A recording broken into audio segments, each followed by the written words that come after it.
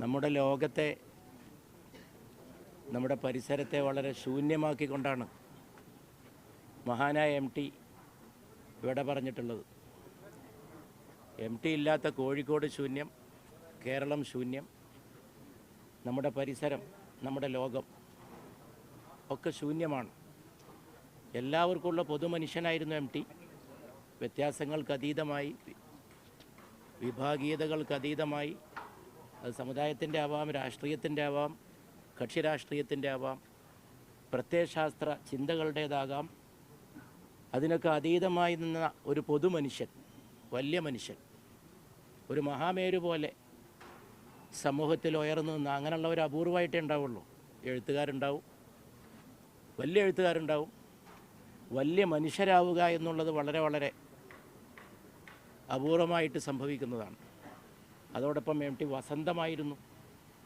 എഴുത്തിന്, സാഹിത്യത്തിന്, മലയാള ഭാഷയ്ക്ക്, ഭാരതീയ സാഹിത്യത്തിന്, മാനവികതയ്ക്കെല്ലാം ഒരു വസന്തം, ഒരു വസന്തോത്സവം.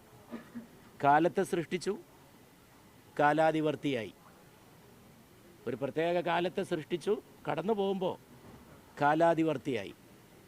വൈവിധ്യങ്ങളെ തൻ്റെ വ്യക്തിത്വത്തിൽ സമന്വയിപ്പിച്ചു.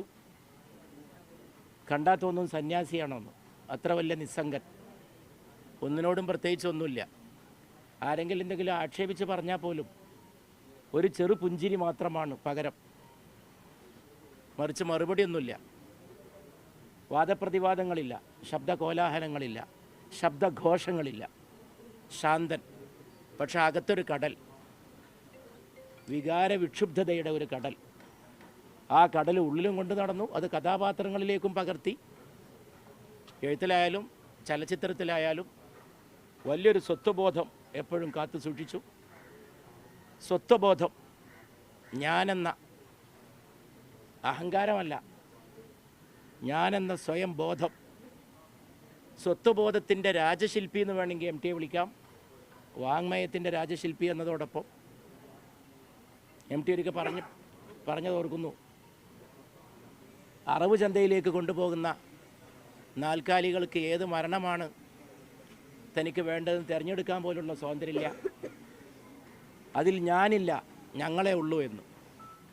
സമൂഹത്തിലും ഞാൻ എന്ന വ്യക്തിത്വത്തോടെ മനുഷ്യൻ ഉയർന്നു നിൽക്കണമെന്ന് ചിന്തിക്കുകയും പഠിപ്പിക്കുകയും തൻ്റെ കാലഘട്ടത്തെപ്പറ്റി ആഴത്തിൽ ആലോചിക്കുകയും മാനുഷികമായ ഒരു കാഴ്ചപ്പാട് ഇന്ത്യയെക്കുറിച്ച് നമുക്ക് നഷ്ടപ്പെട്ടുകൊണ്ടിരിക്കുന്നു എന്ന് പറഞ്ഞിട്ടാണ് MT വിട ചൊല്ലിയിട്ടുള്ളത്. മാനുഷികമായ ഒരു കാഴ്ചപ്പാട് ഇന്ത്യയെക്കുറിച്ച് നമുക്ക് നഷ്ടപ്പെടുന്നു. അതിനെക്കുറിച്ച് ഇനിയുള്ള കാലത്ത് നമുക്കേറെ ചിന്തിക്കേണ്ടി വരും. MTയുടെ വേർപാട് നമ്മയൊക്കെ വളരെ ദുഃഖിപ്പിക്കുന്നു. ഞാൻ വ്യക്തിപരമായിട്ട് അദ്ദേഹത്തിൻ്റെ സ്നേഹവും കൂടി അനുഭവിച്ച ജീവിത സന്ദർഭങ്ങളുണ്ടായിട്ടുള്ള ആളെന്ന നിലയിൽ വളരെ അടുത്ത അദ്ദേഹത്തിൻ്റെ സ്നേഹസ്പർശം,